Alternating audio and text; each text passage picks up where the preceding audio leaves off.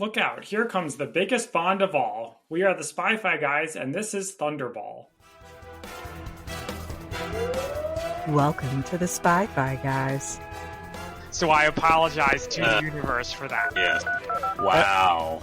Justice for Dennis M. Is it though? I laughed, and then I hated myself for laughing.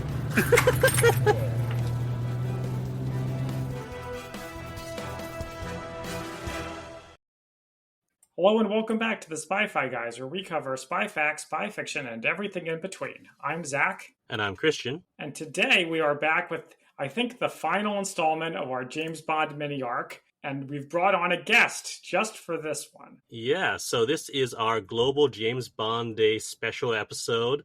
So we're going to be covering Thunderball. For this one, I really wanted to get someone who knows about diving and scuba, just because, that's such a big part of this movie. So I was trying to figure out, all right, who do I know? Who knows this stuff? And it was actually my wife, Carolyn, who's been a guest on the podcast before, who suggested someone we'd seen at a con recently. So welcome, Jacob, a.k.a. Capitol Merman, a.k.a. Mornenion. Hi, friends. I'm so excited to be here, and I'm definitely not a huge spy movie person, but this was really fun watching in regards to seeing like old film techniques and seeing how they did things. So I'm really excited to talk about this today. Well, hang on. We can't talk about this movie before we dive in to part of the plan. You said that on purpose, didn't you? To hear your story, because you can't just show up, say you're the Capitol Merman, and then move on. Yeah, so I am a professional mermaid or merman, whichever one you want to use, here in the DC area. I'm certified freediver as well as a competitive swimmer, previous aquatic director, so I know everything aquatics. So I do anything from dry land gigs to sitting on beautiful thrones saying hi to people to diving into aquariums under one breath. So wow. I could say I'm really under the weight of the water with this one. Well, how did you get involved with this? I did competitive swimming from the ages 4 to 17. I always thought mermaids were really cool simply because of the under ocean, not really because mermaids themselves. It's just I really wanted to live in the ocean. With that being said, I knew that there were tail makers. So when I became an aquatic director, one of my employees had one. She had me try it on. I fell in love.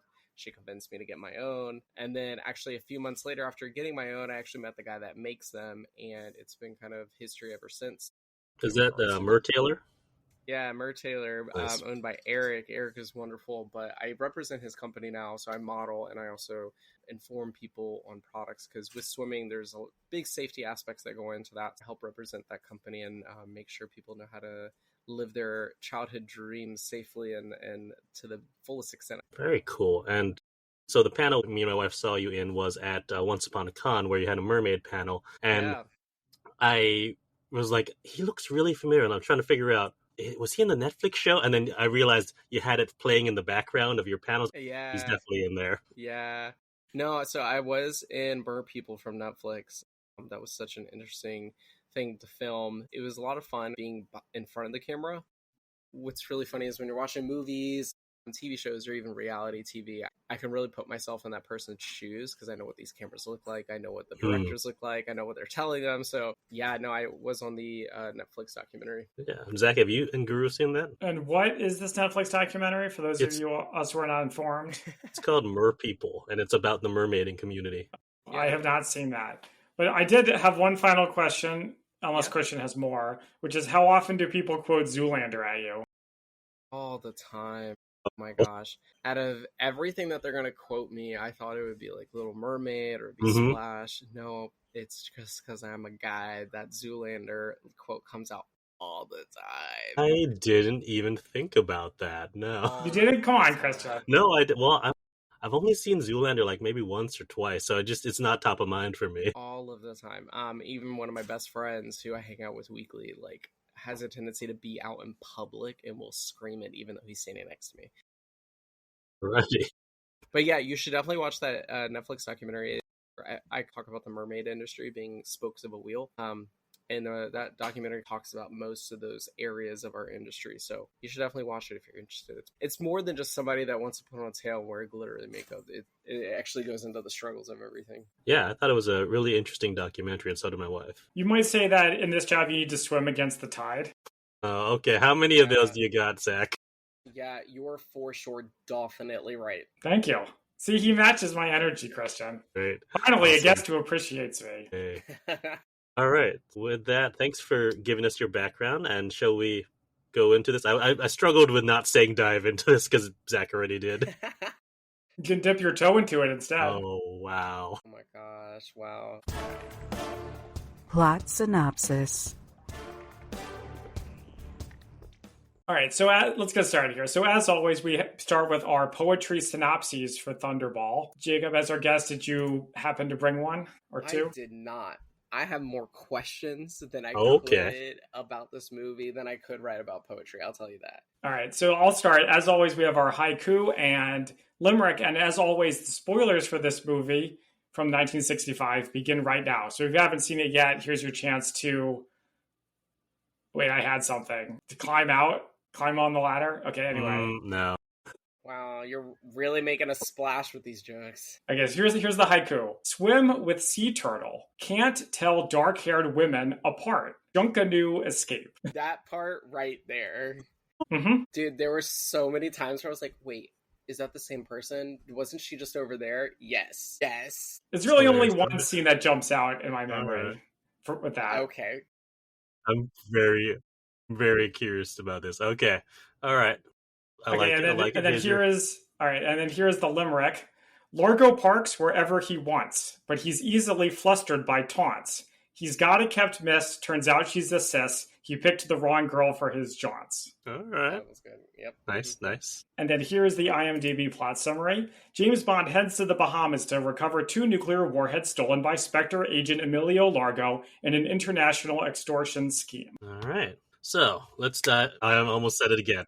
Not even thinking about it. Let's go into this plot. So we start off at a funeral, and the coffin's got a big JB on it, but it's not James Bond. It's a funeral for Jacques Bouvier, who's a Spectre agent. Actually, we didn't even talk about this. Jacob, what's your experience with James Bond films? Have you seen many? No, I haven't seen many. I think I've seen like 2 or 3. And it's mainly been most of the recent ones. I remember watching an older one with my father when I was growing up, but I get the premise of most of it. Okay, that's what I was wondering. Yeah, James Bond has like ultimate rule and a 100% privilege throughout every like scenario and society that he walks into. Yes. Yeah. That is one takeaway. Yeah.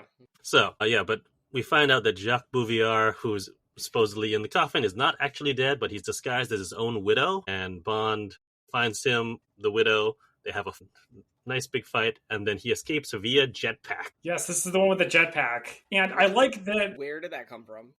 Yeah, he had to have gone up there at some point, or maybe had his assistant who was there place it and then come back to... There's no good reason for why that's his method of escape. It's because it's awesome, that's why. But I did like how he figured out because he realized that the woman didn't open the car door for herself.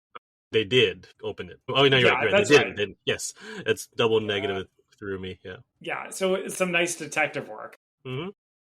Yeah. No, I found that really funny because it was like this like high speed foot chase, I guess you could say. Jetpack involved, and as soon as he landed off in the street, it was like, let's just casually get in this car. Hold on, pause. Yeah, why not just jetpack away? That's what it's for. Yeah. Well, and then they have a transition. I like the transition to the credits where it's the Aston Martin DB5 has water jets shooting out the back, and the water jets hit the camera, and then it goes into the title sequence. Yeah, like the classic GoldenEye blood coming down when you get killed. Oh, yeah. The song didn't do that much for me, but I like that it was sung by Tom Jones. Mm-hmm. I didn't know that he did a Bond theme. Yeah. This is a lot especially for this film. Makes sense. There's a lot of water imagery, swimming. I like the song. I thought it's fun. I really want to know where they filmed that. Being the underwater person, I can definitely see they possibly filmed that in Florida, where Weeki Wachee Springs are, where there was a lot of professional underwater swimmers and performers from the 50s. So there would have been women there that would have had experience doing these moves, which are underwater ballet. So I'm very curious if they filmed that there and used some of those Weeki Wachee performers, because at that time, from the 50s, 60s, and 70s, those were the only underwater performers in the United States. Well, that's a very good question. Have you seen Waterworld? I assume you have. Yeah, I have seen Waterworld.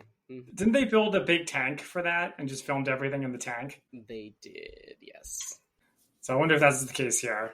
I don't think so, because being a swimmer, I can really look at water and I can tell if it's like treated, and I can tell if it's fresh spring water. That looked like fresh spring water. I know that sounds like such a weird thing to say. No, but go on here. I highly think those were Wikiwachi performers, because there were certain techniques with their their feet that they were doing, and I'm pretty sure those were ballet moves from Wikiwachi shows. I'm not seeing anything on just browsing Wikipedia if they have anything about making of that title sequence. But I know one of the Bond DVDs, and maybe Thunderball or Your Own Lips Twice, has like a whole documentary about all the credit sequences. So I'm going to have to go back and watch and see if they specify where. All right. So after our credit sequence, we go to Paris, where there's a SPECTRE meeting, SPECTRE being the big bad organization that fights James Bond. And we meet Mr. Largo. And I like that his cover is the International Brotherhood for Assistance of Stateless Persons. I haven't recently seen one where SPECTRE is just straight up the bad guys, and you get the meetings where Blofeld has got the cat and he zaps people for disagreeing with him. So that's where all this is.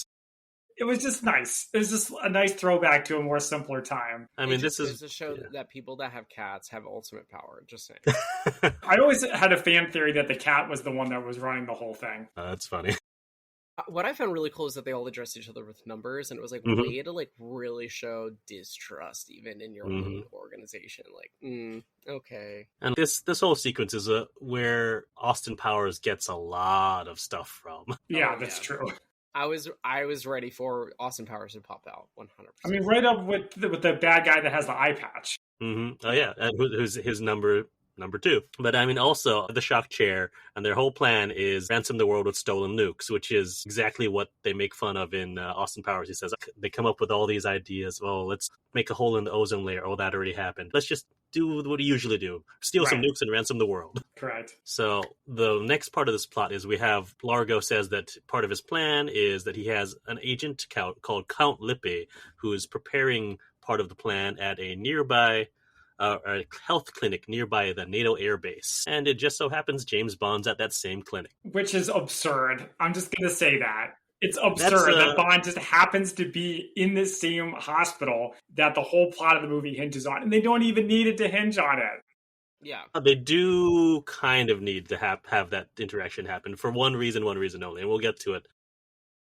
But yeah, James Bond is there. I guess recovered from an injury, but he seems to spend most of his time assaulting nurses. Yeah, well, just not that it makes any better. It's the one specific nurse. The entire setup kind of came off like the wing of a hospital that like was transformed into like a Swedish day spa. Mm-hmm. Yeah.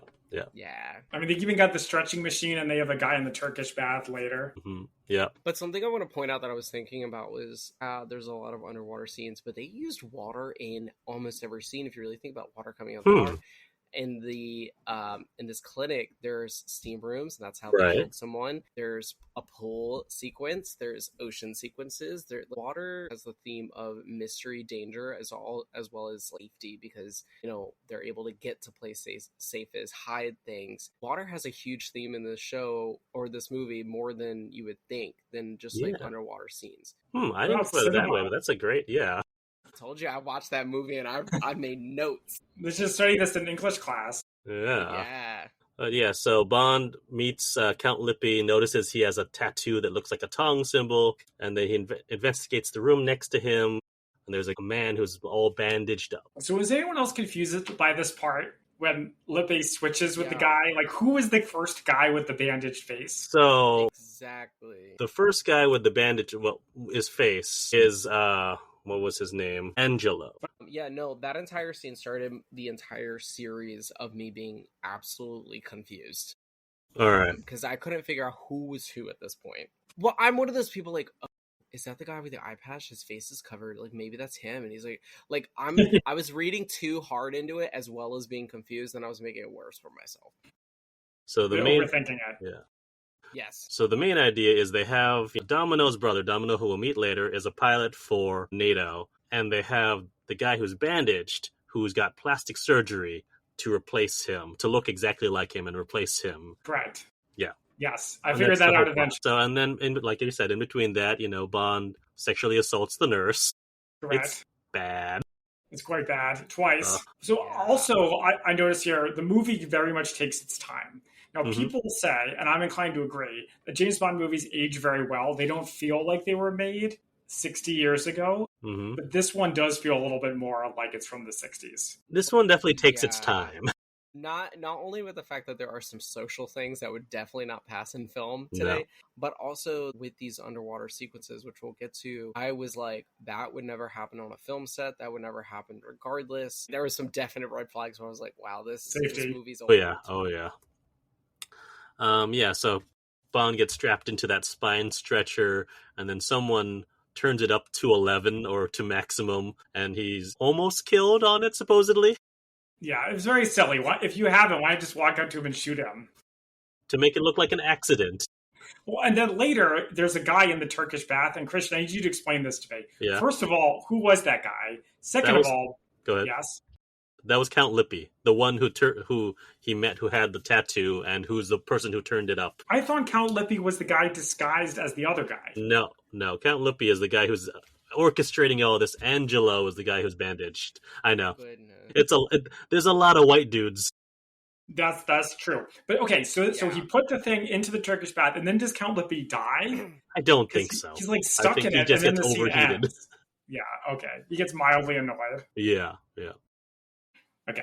But yeah, so we go over to another room in this clinic with Major Duvall, the pilot, with Fiona Volpa, who is our Femme femme fatale. fatale, thank you, for this movie. The evil Bond girl. Yeah, yep. And so Major Duvall hears a knock at the door, opens it, and sees his exact duplicate, and then gets hit with a gas gun. Mm-hmm. And he's dead. And then they wrap him in bandages. Now they've got an excuse for why there's a dead body. And then Fiona gives Angelo, they double, the equipment to steal the bomber, but Angelo says he wants more money. Okay, so this is where I was trying to figure it out. He replaces the other guy, and if he asks for money, that means they're going to kill him. Yeah. That's the rule. So we see that Major Duvall, aka Angelo, who's disguised as him, is the NATO rep on a Vulcan training flight with 2 nukes on board. Now, why would you have live nukes on a training flight? Good question. Look, I mean, in today's administration, it would make sense, but previous administrations, no. Well, you could also say, why is it a training flight? Why can't it just be a regular flight? Well, what flight would you have where you'd have 2 live nukes on it? A transportation? Like, make something up. It's a movie. You're writing the script. You control the world. Yeah. It didn't bug me, though. I was like, whatever. Just hurry up. Get back to James Bond. It's been a long time since we've seen him. So Bond notices that the ambulance come for Duvall and goes to investigate, and then finds that the body that's all bandaged up, and he unwraps the bandage and sees the face of Major Duvall. And that's the reason why this part is actually needed. No, that's how James Bond gets involved in the larger Exactly, story. Yeah. And Count Lippy is out of sight, ready to kill Bond, but there's someone else outside the window with a knife and is about to stab Bond, but then Bond disarms him and then pulls the fire alarm, and then the nurse Patricia Fearing finds him flirting with another girl and is pissed off. Which is the entire recurring theme of this movie at this point. So, back on the NATO plane, Angelo puts himself on a separate oxygen supply and uses probably the same gas that he used to kill the real Duvall to gas the rest of the crew, and then brings the plane down in the water. Yes, and I gotta say that when they put it in the water, the sea looks very shallow, and the plane looks like a toy or a model. It was a I thought model. the same thing. Yeah. Oh, it was?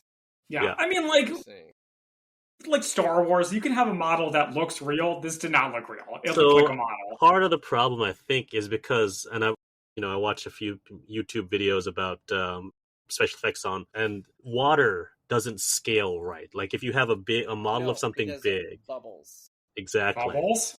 Yeah. Bubbles. As soon as it sank, I was watching the bubbles, and actually I couldn't tell. And then as soon as I was about to figure out yes or no, there was somebody swimming by it. Okay, that has to be real. Because it was at scale at that point. Yeah. When they bring it down, that's a model. Because water doesn't, if you have something smaller, you can usually tell if it's not the right scale to the water. Interesting. Yeah. Your brain can tell Yeah. somehow. So we go to Largo on his yacht, he's watching the plane go down, and he goes to dive to the Vulcan, and this is where we get the first of many underwater sequences, and we Many see long underwater sequences, long and Yes. slow. And we see Largo gets the triggers for the nuclear bombs and then kills Angelo. Correct. And then there's another set of divers with a mini sub who go and get the nukes and then cover the plane with camouflage. Nice. All right. I like it so far. Yeah. So Bond leaves Shrublands. I like, for any Sean Connery fans, there's the nurse, even though she was pissed off the night before, she's still upset that he's leaving. And she's like, Yeah. well, I see you again. And he says, another time, another place. That's actually a Connery movie from like 1961 or something. There's a title drop of it. It's like a joke. Yeah. It's like that Instagram audio where it's like, when will I see you again? Tomorrow? No, never. It's like, I'm leaving. Yeah, he's just so charming that even though she's mad at him, she always forgives him. Yeah. And this is where we get the car chase where Bond is being chased by Count Lippe, and he flips up his armrest for his gadgets, is about to use one of them when Count Lippe is killed by someone on a motorcycle with rockets coming out of their motorcycle. Pretty sweet. Yeah, and that But then I think we learn later it's the femme fatale. Yeah, it's Fiona. We see it right after, like, she takes off her helmet. I really should remember her name because it's like Fiona from Shrek. Yeah. The most famous Fiona there ever was. And back in London, we see Bond is late, and every 00 in Europe is in a meeting, and the Home Secretary is giving a report. Yeah, we don't really get a close-up of seeing all of the other 00s. Yeah, and they never do anything in the rest of the movie. That's a little bit of a letdown, but okay. I mean, well, they're all... yeah, it's a great split away sequence, but beyond that, it's kind of like, okay. But yeah, this is where they get the brief. There's a tape that was sent from Spectre. They want 100 million. Yeah, you have to say it like that. Million pounds sterling. Which even in 1965 still doesn't feel like enough. That's to ransom the life of a city of on. I don't know. But yeah, their terms are, if they accept, then they'll have to make Big Ben strike 7 times at 6 p.m. Which I thought was funny, because it was like, hide it, but then they split later saying like the news was doing a report on it as if it was like people were panicking. But then you have to remember back in that time, that's how most people in the city could tell time. So yeah. Yep. I think people would notice. Even if it happened today, people notice stuff. They're just like, oh, that's a weird error. Yeah, but they have a nice big map of the flight range of the Vulcan. Everyone has their own assignments, and they open the folders. And so, yeah, all the other 00s, who knows where, they're all going somewhere else in that range of the Vulcan. But Bond is assigned to Canada and requests instead to change to Nassau, because he points out there's a picture of Derval in the folder, as well as a picture of his sister, Domino. Right. And it's called Operation Thunderball. And I'm like, oh my gosh, of course. It's a ball that makes thunder. Thunderball. I get it now. Goodbye. Yeah. But yeah, so he gives his reasoning that I saw Derval dead, and clearly he was not dead when he was on the plane. So there's something fishy. So he goes to investigate where the sister Domino is, which is in the Bahamas. Correct. In Nassau. And this is where we get the next of our underwater sequences where Domino is hitching a ride on a turtle. Is this one of the things that would not happen today? Yes. Riding a turtle? Yeah. Why? Yeah, no. Goodness. So please tell. I would say, because I know I don't have too much time on here, but I'm trying to make this short as possible. So not only with the fact that PETA would absolutely come on down on that, but it's more of the fact that there's 3 organizations that mainly function here in the U.S. and also function as the hierarchy globally. But basically, those are the aquarists that oversee wildlife out in nature or wildlife in aquariums. And when I'm performing in an aquarium, we're not allowed to chase, ride, grab, touch any of the animals. We're allowed to touch them if they come by us. Like, let's say like a stingray or a shark comes right in front of me, I can touch them to make it more of the performance. But riding a turtle, especially with the fact that it is a federal crime here in the United States to touch a green turtle, like, absolutely not. Actually, not even a green turtle. Most turtle species, it is a federal crime. Well, so is that just when you're underwater swimming around? Because at a petting zoo, you can touch a turtle. Yeah, that's different. Any sea turtles, like leatherbacks, green turtles, brown turtles, any type of sea turtle. It is a federal crime Oh my goodness. Yeah. This was the best part of the movie, though. You're I supposed love to the be sea like, turtle. I forget how many feet away from them, yeah. But of course, being the performer I am, I immediately am like, I really hope that turtle's okay. Like, I don't care about her. Like, I'm over here really hope that turtle knew that it was about to be held underwater and actually got a good breath. Because it could be drowning. We have no idea. Because if you notice, as soon as she goes, he beelines it. I gotta take a breath. So yeah, there are some major issues right there. Bond goes down there too and sees her. They're both free diving, and then Domino gets her foot stuck in a reef, and Bond helps her. And then when they surface, Bond wastes no time trying to get to know her. Is this the part where she's dressed like a domino, or is that later? Yes, I think with the like black and white. Maybe. Huh? I never thought about that. Can we talk about the fact that like when they're poisonous? No, they're not. They're venomous. Okay, wow. There's a difference. Okay, that's one of my biggest things is people will use like, is that snake poisonous? And it's like, no, it's venomous. The difference between poison is it has to be transversely across your skin or ingested. Venom is injected. Huh. So, yeah. Correct. That's interesting. I didn't think about that. So frogs, poisonous. Yeah, poison. Snakes, venomous. Interesting. So it's mainly a matter of who bites who. Yeah. Well, you're also like trying to say a toxic mushroom is venomous. Not the same. No. Yeah. And then trying to say a snake is poisonous. It's like, no, it's venomous. As soon as she said that, like the biologist in me was like, okay, all right. And then also, can we talk about how she nonchalant was like, I got injected with venom. Like I think that's a little bit later. Is that, okay? No, I think later. That's later. That's when they're on the beach. So is this another Bond girl that can't speak English, so they dub all of her dialogue? Yes. That probably explains it. Okay, Zach and I had the same question. I thought that was the scene where she was dressed in black and white. Oh, no, you're right. That's the later scene. Sorry, I'm getting there because I think she's wearing a black bikini in this one. Yeah. That's right. You're right. That's later when she's dressed in black and white. Where was I? Oh yeah, so surfaces, and then the other brunette is there in the boat. Yeah, the hench girl. Yeah. His assistant. Yeah. Okay, she's in the boat. Yeah, and she fakes the engine's not working. She gives Bond a ride to shore. Yeah, now I know exactly where we're at. Yeah. And then we see that she's got someone who's watching her, who works for her guardian, who happens to be Largo. And she leaves, and we get to casino time. So Bond, in his tux, playing cards as usual. Largo and Domino are there. Yeah. He has to wear a tux. Sorry, Christian. A question about her being the sister of Duval. Yeah. Actually, I guess this is a question for both of you. Do you consider this to be a plot contrivance that the sister of the key part of the plan to steal the nukes is also the squeeze of the head bad guy? I feel like it's probably intentional, so he can keep an eye on her. Well, I just remember at this point in the movie, I wasn't necessarily thinking that. I was thinking more like, why is it the fact that, like sex is used as a center tool for Bond? Mm-hmm. And I found it like very funny that a lot of people take it away as Bond is a ladies' man, but what I find more interesting that you find out later in the movie that it's almost used as a transactional thing. It's not really like, oh, we're just going to turn this into a spicy scene. It's more of like Bond is using this as like, I'm going to do this for you. I need information. I'm going to do this for you. Because if you notice, every time something like that happens where he meets a lady and something happens with them, he gets something out of it immediately after. Like he did that with her, gets a ride. You'll find out later in the movie that he does it again with a different lady, and she's like, what about this? And he's like, well, I need this. And it's used as more of a transactional thing that I've noticed is more of the theme thread, at least through this movie. True. That's accurate. Yeah. It's because he's a man on a mission. Yep. Yes. He's doing it all for Queen and country. Which unfortunately is just not the case in real life. It's not. Or maybe fortunately it's not the case in real life. Goodness. But okay, seriously though, if you don't mind, I would still like to discuss the Duval. Yeah. I feel like if Domino wasn't with Largo, Bond never would have found them. Yeah, that's very true. But I think my opinion of it was that he's doing that so he can keep an eye on her because she's the only other link in everything. Is James Bond like Star Wars where the fans feel like they need to explain everything? Yes. Okay. Yeah. All right, so they're playing cards against each other. Largo's wearing an obvious ring with a skull on it. Yeah. Bond says, winning. Looks like you're facing the specter of defeat.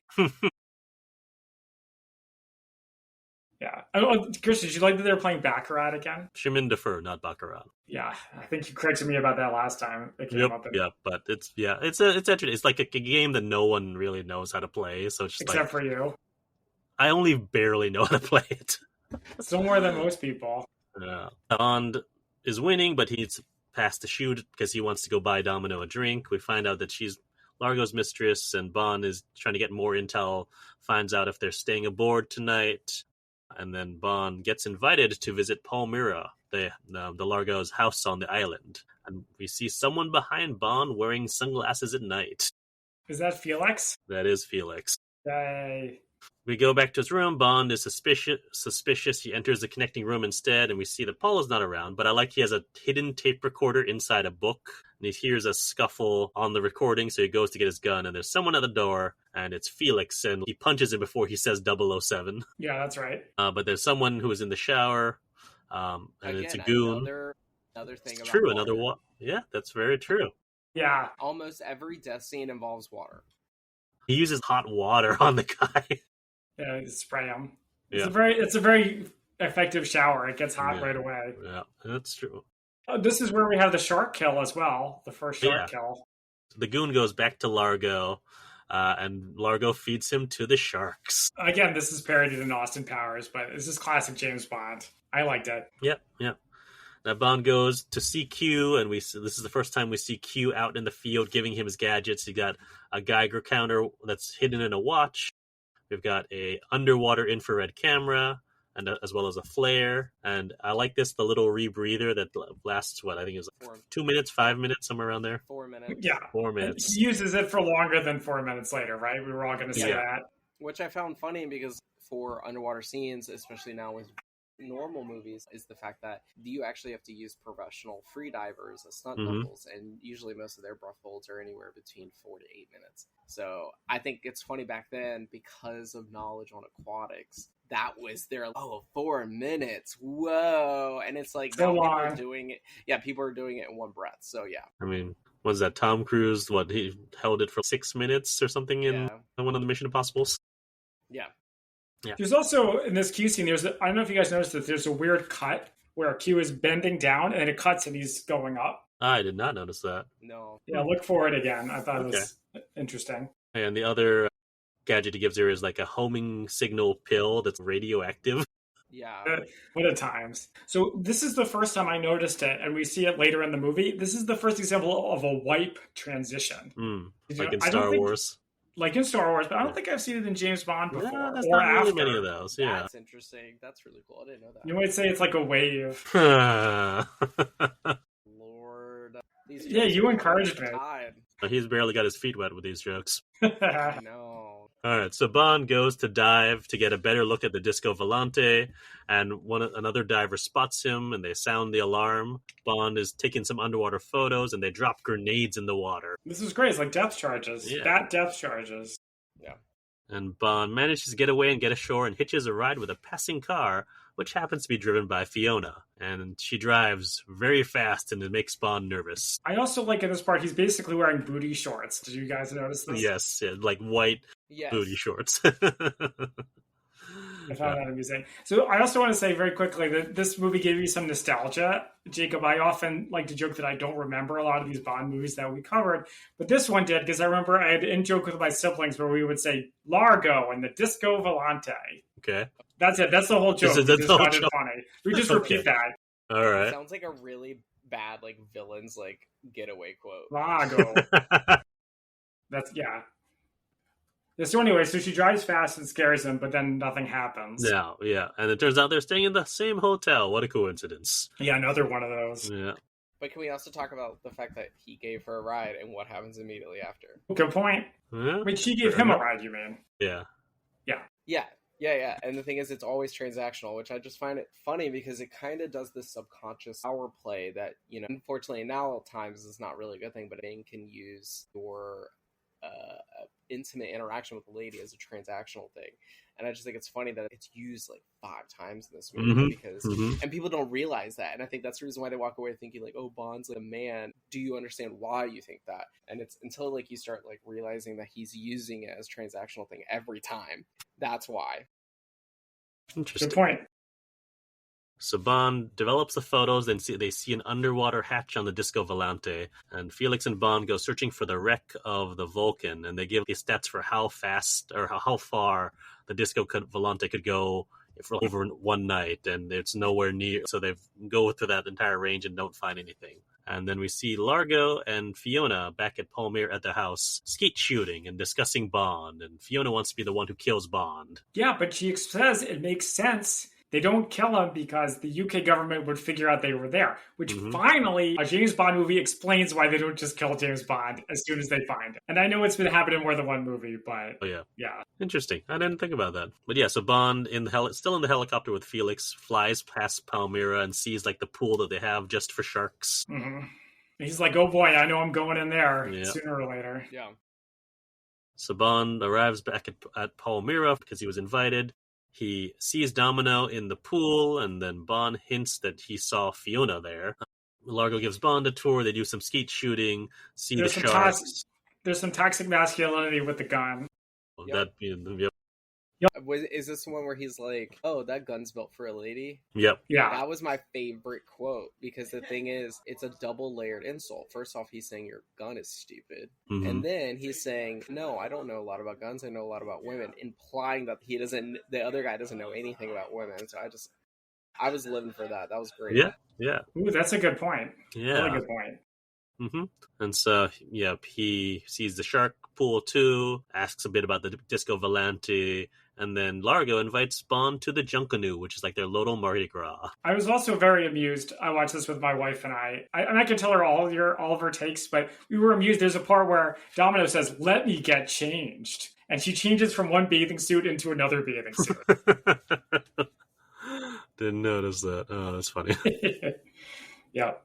But yeah, so they go to the Junkanoo. This is also one part where I can't tell the dark-haired women apart as well. Yeah. So before we go to the Junkanoo, though, we see Fiona entering Bond's room. I don't know how she got a key to Bond's room. She's a spy, Christian. Come on. She has her ways. Yeah. But, I mean, this is want to point out that, like, the funny thing that I've noticed, because you'll notice that as we talk about this, I'm very much like for underlying themes. One of the coolest thing was that he described it as this area's version of Carnival. Mm-hmm. And if anybody remembers in high school reading the what's that old Italian story about Carnival and like masked killers? It's this old story about people being at Carnival and there's masked people, so you don't really know their true intentions and people get killed. And I think it's funny that I feel like they were trying to put like a modern twist on that with this, possible. Even though technically people weren't masked, but people were unaware of their true intentions. This is happening during Carnival, which is what happens in the old story. So I just find that really funny. I'm gonna have to find it, but yeah, no, I just find that hilarious that there was kind of like this underlying theme with that. Well, this seems to be a thing that keeps happening in James Bond. I remember there's one where, I don't know, there's a parade. Yeah, he's in Rio, and then we just saw Octopussy where he's in a circus. Yeah. So him blending into a crowd while the crowd is having a party. What's up? I found it. The Cask of Amontillado. Amontillado, yeah. And it's like set in Italian time. That's right. A man taking fatal revenge on a friend. This underlying theme with all that. So I found that really funny because it was like, oh, Carnival. Yeah. So, I was about with Fiona entering Bond's room, but Paula's there, and Paula goes into the adjoining room, and then the goons capture her and chloroform her, and Fiona discovers the underwater pictures. Also, Felix shows up at this point. I think he looks tanned. Yes. I don't know about anybody else. I also noticed that. Yeah, that's right. Bond and Domino are at the Junkanoo, and Felix is in the crowd trying to get his attention. We find out that he says that Paula's checked out of the hotel, so he has Felix watch Domino while he's going to go and investigate what happened to Paula. What's that like film term where it's like continuation or something? Like continuity? Continuity, yeah. I can definitely tell in old time films there's a lack of that. Yeah, so to investigate what happened to Paula, they somehow get like the government to cut power across the island. Yeah, that was awesome. Bond sneaks into Palmyra and finds out that Paula was brought there, but she's now dead and she took some cyanide. This is a great part. This is a great infiltration, a great escape, a great shootout. It's a classic when spy he's movie. Sneaking out and then he shoots in two directions and gets them to start firing on each other. It's great. Yeah. But then he ends up in the shark tank. Yep. He uses the rebreather. And then he stabs the goon. Just pointing that out. Sharks are friendly. They're not mean. They are wonderful to deal with. They're never going to attack you. However, I'm pretty sure the one in that tank is a bull shark. Absolutely will not swim with those. They're friendly, but they will definitely test you. Oh, jeez. Well, I like that he stabbed the one and then swam away so that the other ones would eat it. Yes.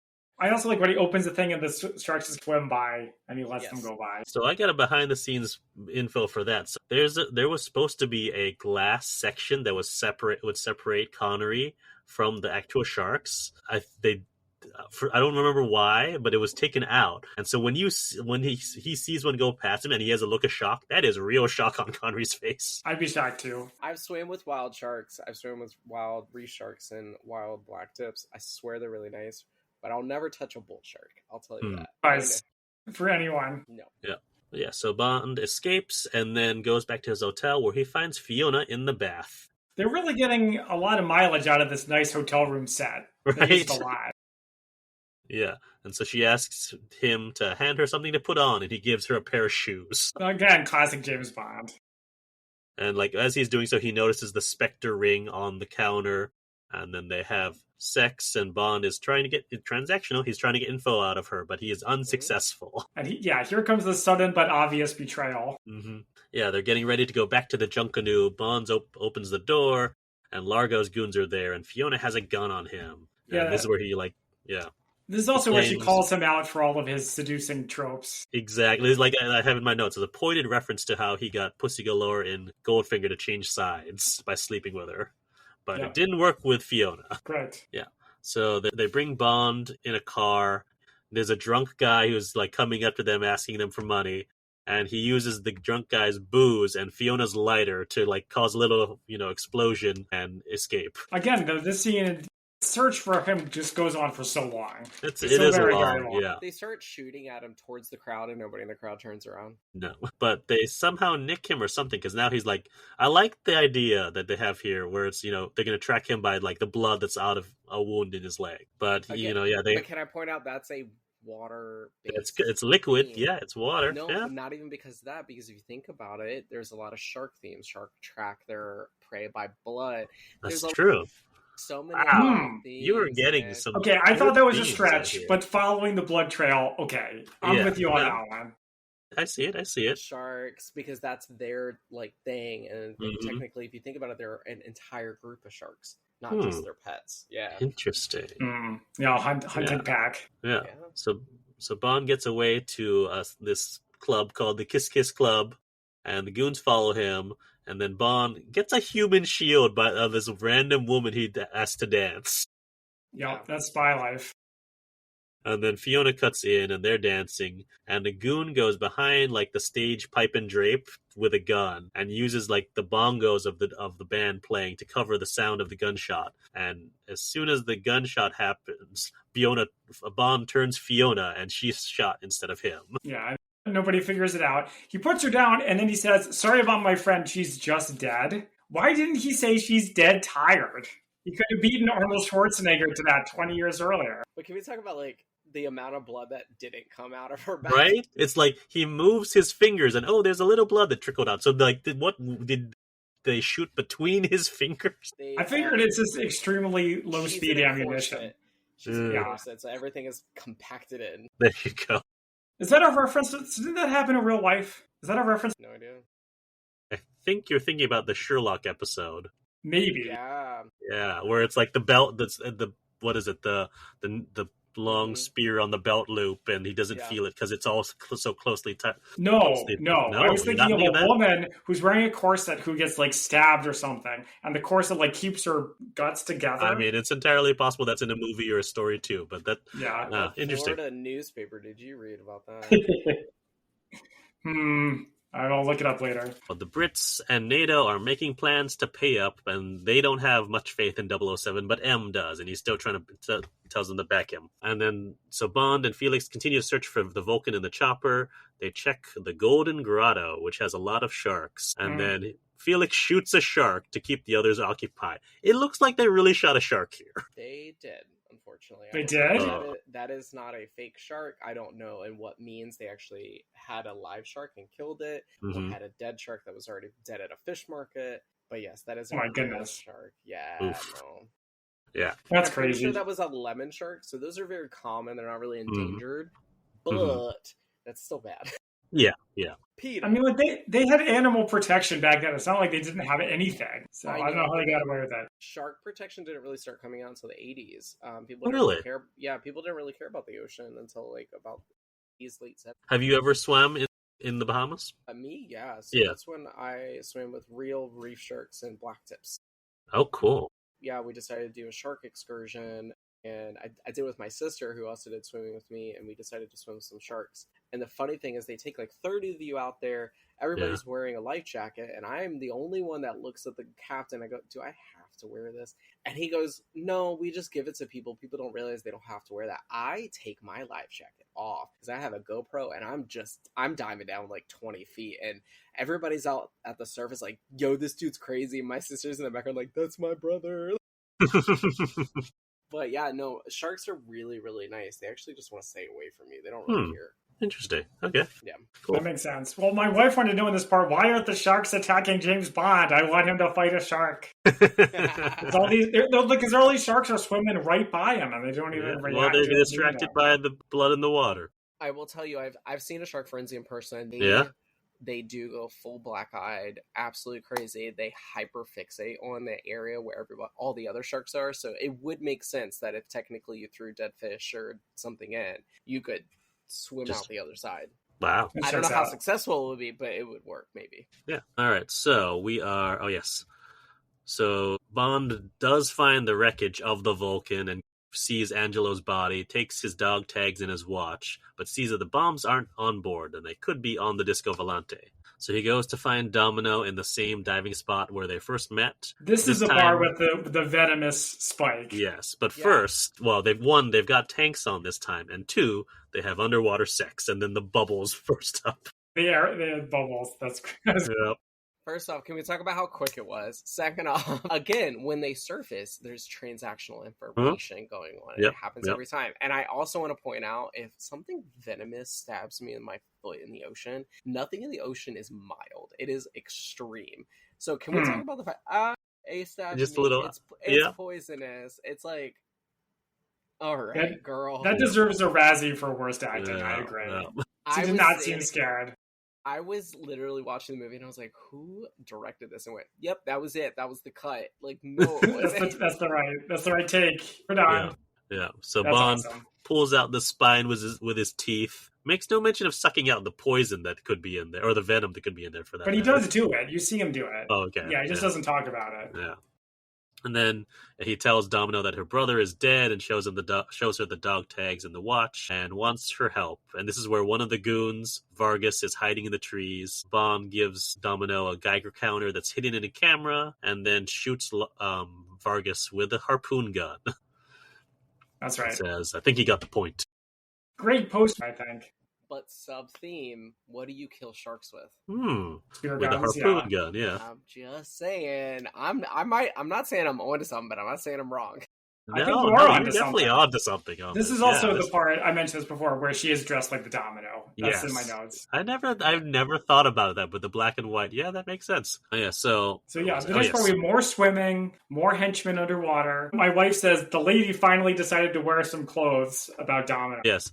That's right. Domino tells Bond about an area that's off on Palmyra that's off limits as a bridge. So Bond goes, and he sees goons leaving on a truck, and they have their dive gear already set up. So when they come back, they can go. So Bond takes the radioactive homing beacon pill and waits till they return, and then very quietly knocks one out and takes their place. So I think what's happening is the UK paid SPECTRE, but they're still going to nuke Miami. Mm-hmm. Is that correct? They're bad guys. I don't know that they did pay yet. I know that they had said that they were thinking they would have to, but I think there was a countdown clock about when they would have to still. I also want to point out, so a fun fact about water is that this machine that they're using to swim with and get the missiles and whatever, I think it's funny that they have these old style single window eye masks, which back in the day, those could only be used for mild scuba diving and snorkeling. Because when you go underwater, air pressure increases, so that air will the air inside that mask will decrease and it will suction to your face, essentially doing the same as sucking your eyeballs out of your head. So I Yikes. like how it's portraying them as if they're like 100 feet, 150 feet underwater, and that it would not be the case with those masks. Those masks would have sucked that right off. Masks nowadays have separating chambers, as well as, you know, have a mechanism to be able to withstand those kind of pressures. But back then they did not, especially single window masks. Is that why those are not used as much anymore? Correct, because mainly what's happening as it's sucking out was also in that mask. Look at my hand. Let's see your Like a little bit of air. your nose. Your nose, all the air in your lungs and what you might be holding in your mouth, which is a whole swimming technique that I don't need to go to, but a lot of swimmers will hold a pocket of air in their mouth. All that's connected, it'll be sucked out. Interesting, because I have one of those, like, and it took some time to find one just because, you know, no one makes them, and I only have it because of the James Bond look, and I'm honestly not doing very deep dives, so I'm like, I use it if I go like snorkeling or something. Yeah. It's like, it's okay for snorkeling, but But I could definitely tell by the way they were swimming. I was like, oh, they're like 20 feet underwater. Yeah, that's fair. You can even tell sometimes, especially because how much light there is from above. They're clearly not very deep. Yeah. It didn't bug me, though. No. But yeah, so they use the little mini sub to get to where the bombs are hidden, and in the process, Largo spots Bond, and they chase after him, and they lock him in the vault that the bombs are stored in, and they leave him there to drown, or wait for his oxygen to run out. And then Domino is searching the Disco Volante with the Geiger counter, but Largo catches her. Like, immediately, which is pretty funny. And then Bond's like looking for an exit with the flare. He has underwater flare, finds a cave, so it clearly wasn't that secure. I guess not. So he gets picked up by the Coast Guard, which is pretty sweet. But my question is, why is the U.S. Coast Guard in Nassau? Like, how far do they go? Wouldn't it be the Navy? I never thought about that. Was it specifically the U.S. Coast Guard, or was it like... Yes, it was... well, interesting. Okay, I don't know if it's the... It sure looked like the U.S. Coast Guard. Huh. Yeah, I don't have an answer for you on that one. That was funny. It's a great... I've never thought about that. They themselves were lost, and they said, hey, can you help us? Yeah, so Largo is torturing Domino with, like, ice in a cigar, heat and ice. Oof. Speaking of, you know, water and... The Navy SEALs coming in, and this is my favorite part of the movie, when they're paradropping. We also have, like, before that, we have a little bit of the scientist who barely appeared, who was helping Largo with the bombs, is, like, now finds Domino as, like, feeling guilty about it. Oh, yeah. This guy. This guy who shows up, like, at the end, the last quarter of the movie.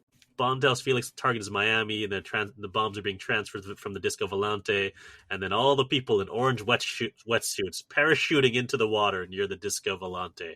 Was this being filmed and released during the Cuban Missile Crisis? Sure. So that was 62. This was made in 65. So they were probably trying to hint towards that with trying to get as close as possible with Nassau, if I'm assuming correctly. Oh, yeah. I mean, that definitely, because the first Bond film came out not very long after... or before. Actually, when was Cuban? I know it's 62. October. Do you remember, Zach? What date? Yeah, that's right. Well, what's the exact date? Because, so it came out 13 shortly days. before.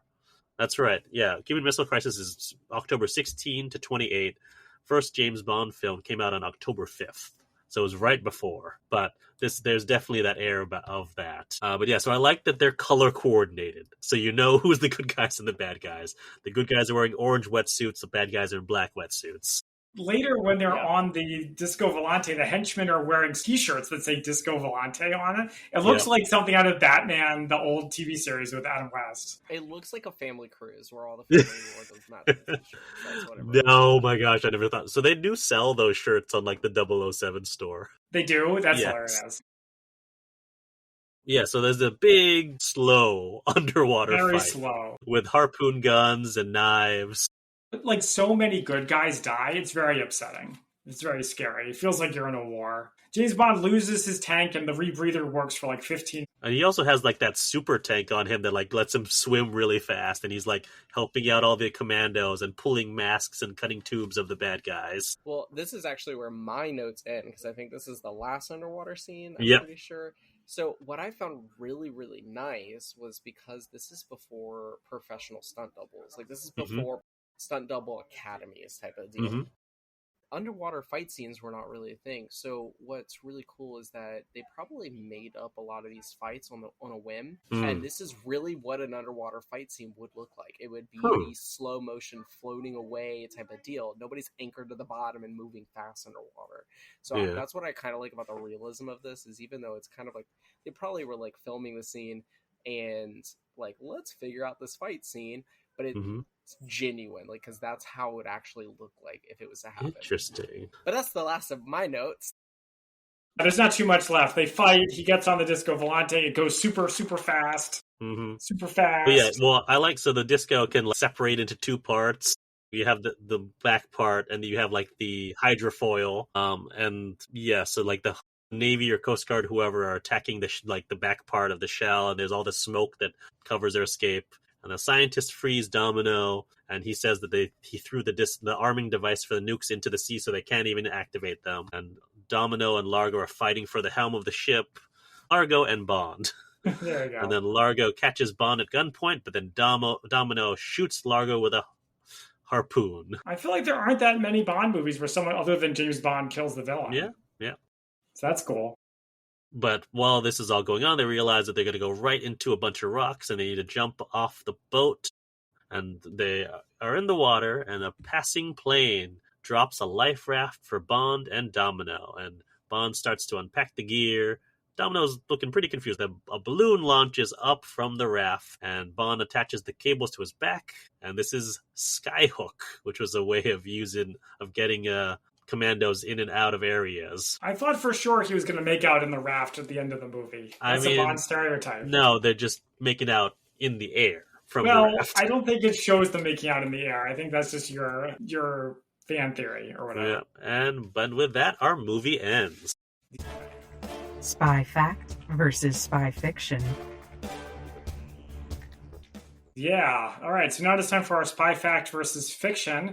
This is where we talk about things that are accurate, inaccurate, wildly inaccurate. Jacob, as our guest, do you have anything? I will tell you that during that turtle writing scene, there was definitely a point where I had to watch it 3 times to be like, is this a robot? Is this animatronic? I can guarantee that turtle was real. Yeah.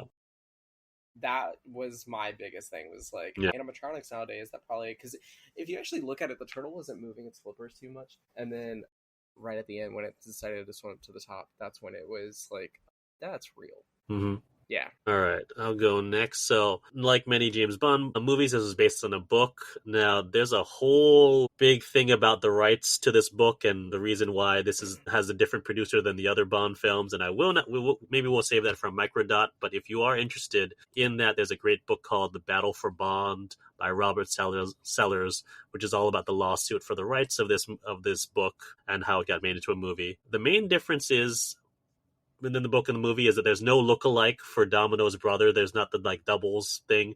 Her brother is just straight up the traitor. That works. And then there's no Fiona Volpe character either, and there's no Paula. There's just Domino. So you're saying it's less confusing? It's a bit less confusing, yes. Now, surprise, this is one of the rare Bond movies where there's no video game appearances. None of these characters have really appeared in anything else, mainly because of the whole big rights issue. Now, what I do have about is the jetpack. It's known, now this is from Wikipedia, this is called the Bell Rocket Belt. It is a real jetpack. It was developed in the mid-50s, and it was first demonstrated in 1961, but it only can be used for 21 seconds of flight time. Well, that's disappointing. Yeah.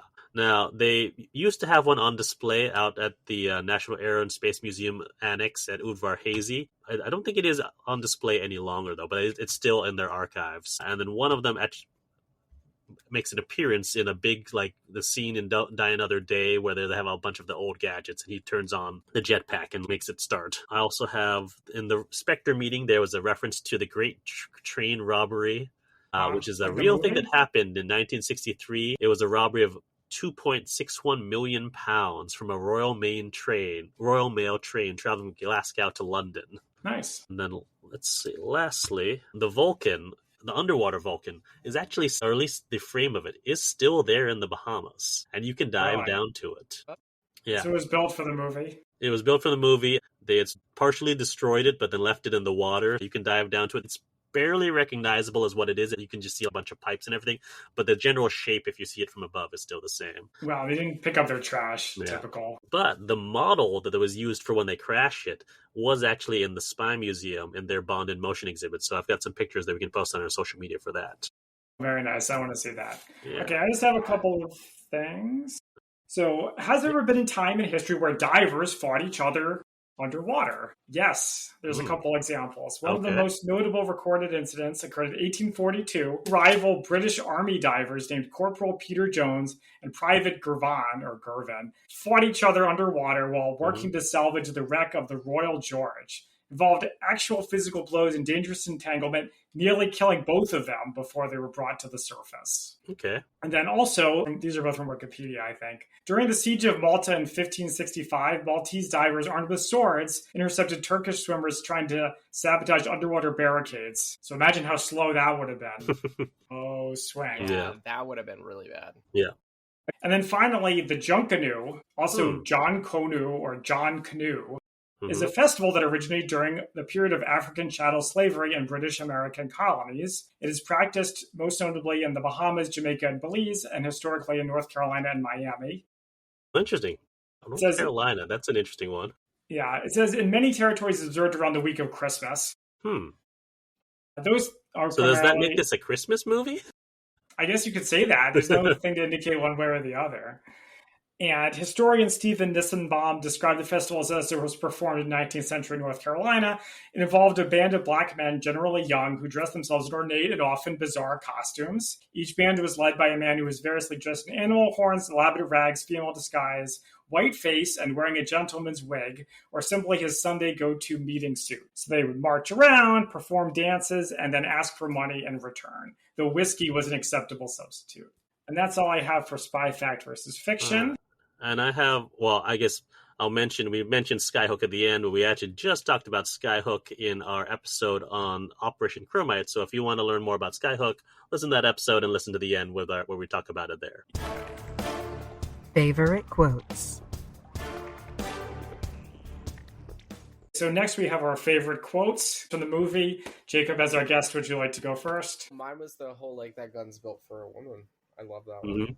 Because that was like, I'm always here for not only insulting someone once, but insulting them twice in one sentence. That's great.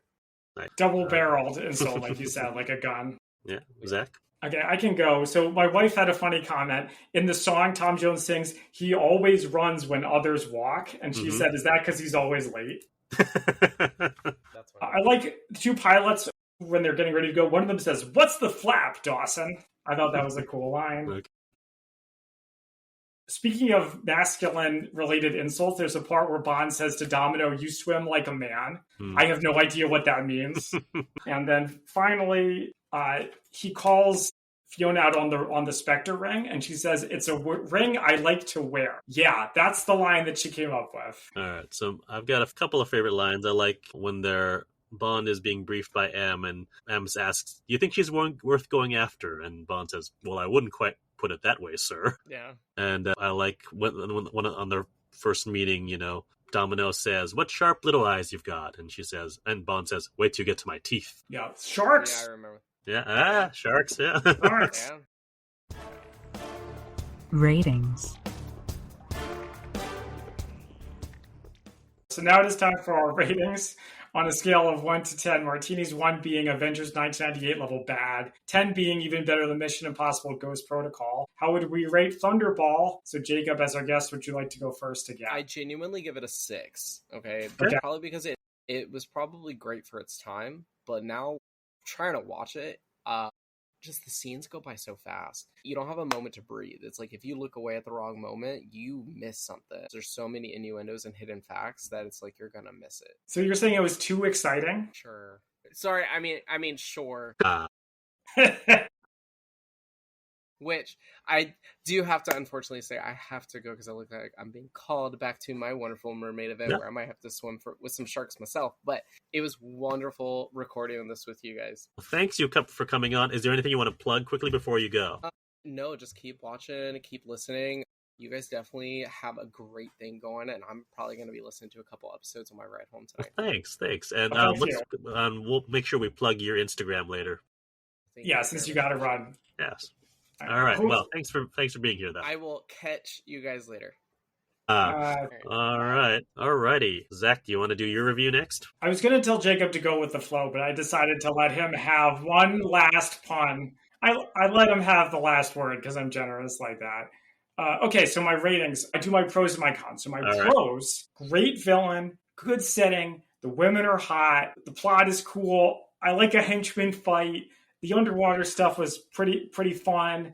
The cons are, it is very slow, and it's a little bit confusing, but the stuff that bugged me didn't bug me that much, and the stuff that I liked a lot, and I think I'm in a good mood, so I'm going to give this an 8 out of 10. Wow, 8 out of 10. Yeah, it is a very solid, but not perfect James Bond movie. Yeah, okay, all right. There's a reason why it's considered to be one of the better ones, and I'm inclined to agree. It's interesting, because with this is one of the ones that's like, people either love it or hate it. Really? There's haters? No, there's haters because they think it's just too slow. But this is one where it's like, other than like the London and Paris Troublins health clinic stuff, this really just sits in one place the entire movie, which is not a lot of the modern ones, you zip from place to place to place. So this is one where you really sit in this place and you get a feel for 1960s Nassau, Bahamas. Yeah, I enjoy that. It's true. It doesn't have like the pacing, like the easy breezy Bond, but it didn't bug me that much. No, I mean, I like that. I like that you really get to sit. Contrary to what I think Jacob was saying, this is a leisurely film. I liked that you could just sort of unwind and relax with it. Yeah, that's a good way to put it. So I like that. I mean, the underwater stuff is slow. I like, now that hearing that this is actually how it would unfold, gives me a better appreciation for it. And this was never one of my favorites, but I always enjoyed it. So I'm going to give it also a solid 8 out of 10 martinis. Very nice. Very nice. Okay, I think that's all we want to say. Do you want to say Jacob's social media and also ours? Here. Yeah, one sec. Yeah, so Jacob was very kind to be with us for this recording, and his Instagram is Capitol Merman, capital with an O, as he's in the DC metro area. And his website is capitalmerman.com. So if you want to just see some really cool underwater merman stuff, you could go to his Instagram, and if you want to get more info about him, go to his website, because he's really cool. I watched that Netflix doc with Carolyn. Just the effort that they have to do is really impressive in terms of like breath technique and swimming. So yeah. Very nice. All right. Well, thank you to our guest, and thank you all for listening and for joining us. You can find us on social media at the Spy-Fi Guys on Facebook, Blue Sky, YouTube, and Instagram, as well as our merch store at redbubble.com. Until next time, I'm Zach. And I'm Christian. And we are at the Spy-Fi Guys, signing off. Thank you for listening to the Spy-Fi Guys. If you enjoyed our podcast, please be sure to give us a 5-star rating on iTunes. The theme song from this podcast is Mistake the Getaway by Kevin MacLeod from Incompetech.com. Licensed under Creative Commons by Attribution 3.0. Films, books, and television shows reviewed by our podcast are the intellectual property of their respective copyright holders, and no infringement is intended. This is a personal podcast. Any views, statements, or opinions expressed in this podcast are personal and belong solely to the participants. They do not represent those of people, institutions, or organizations that the participants may or may not be associated with in a professional or personal capacity unless explicitly stated. Any views or opinions are not intended to malign any religion, ethnic group, club, organization, company, or individual. You can find our podcast on social media at The Spy-Fi Guys on Facebook, Blue Sky, YouTube, and Instagram.